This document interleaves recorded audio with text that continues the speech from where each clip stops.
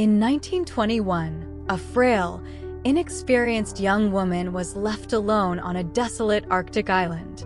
She had no survival training, no weapon skills. The 4 men who were supposed to protect her had all died or disappeared. The bears, the blizzards, and the starvation should have killed her. Instead, she outlived every single one of them. Her name was Ada Blackjack, and she survived 2 years alone in the harshest environment on Earth, with nothing but a rusty rifle and a will to see her son again. Ada was an Inuit woman from Nome, Alaska. She was not strong. She had tuberculosis as a child and often coughed up blood.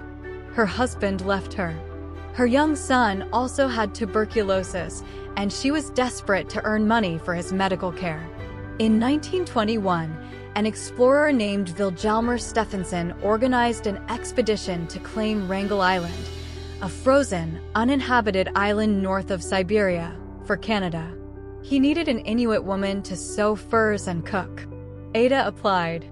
She was terrified of polar bears and had never fired a gun. But she needed the money. She and 4 men, all younger, stronger, and more experienced than her, landed on Wrangel Island in September. Within 2 months, the ship that was supposed to resupply them never came. They were stranded. No radio, no backup. And winter was coming. The men could hunt. They shot polar bears and seals. Ada sewed and cooked. But as winter deepened, food ran low. The men grew desperate. In January 1923, 3 of them decided to walk across the frozen sea to Siberia to find help. They were never seen again.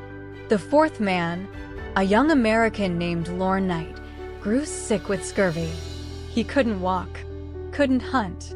Ada was now alone with a dying man on a frozen island 1,000 miles from anywhere. She didn't know how to trap. She didn't know how to shoot. She was terrified of the bears that circled her camp every night. But she had a son waiting for her, so she learned. Ada picked up Lorne's rifle, a weapon she had never touched. She practiced aiming at rocks until her arms ached. She taught herself to trap foxes by studying their tracks in the snow. She learned to skin animals, stretch the pelts, and turn them into warm clothing. She built a tiny shelter inside Lorne's tent to conserve heat. She learned to predict the weather, to find driftwood for fire, to thaw frozen meat with her own breath. The polar bears circled. She fired warning shots. They left. Each day she added a small victory. Each night she prayed for her son. Lorne Knight died anyway, his body finally giving out. Ada buried him under a pile of rocks. Then she was truly alone. For 8 more months, she survived. No human voice. No rescue. Just wind, ice, and the constant threat of death. One day, the ice broke near her camp. She fell into the freezing water. She dragged herself out, soaked to the bone, and sat shivering in her tent. She later wrote, "I cried until I couldn't cry anymore. I thought about just lying down and letting the cold take me." But she saw her son's face. She had promised to come back. So she stood up. She built the fire back up. She dried her clothes. And she kept going. On August 19, 1923, nearly 2 years after she was left, a ship appeared on the horizon.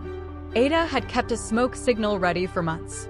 She lit it and ran to the shore. When the crew found her, they expected to find 4 dead men and 1 dead woman. Instead, they found Ada Blackjack, thin, exhausted, but alive. She was wearing furs she had sewn herself. She had a stockpile of fox pelts to sell. The men were all dead. The weak Inuit woman had outlasted every single one of them. When Ada returned to Nome, she was not celebrated. Some accused her of letting the men die. Stephenson, the expedition leader, refused to pay her the full salary. She had to fight for years to get any recognition. But later, survival experts studied her story. They realized that her lack of ego, her willingness to learn, and her single-minded focus on her son were exactly what kept her alive while the men died of pride and despair. Ada Blackjack became known as the female Robinson Crusoe. She never saw herself as a hero. She just wanted to go home to her son. And she did. She bought a small house, raised her boy, and lived quietly until her death in 1983. But her story remains one of the greatest wilderness survivals ever recorded, not because she was the strongest, but because she refused to quit. Subscribe for more true survival stories. Because sometimes the people who survive aren't the ones you expect.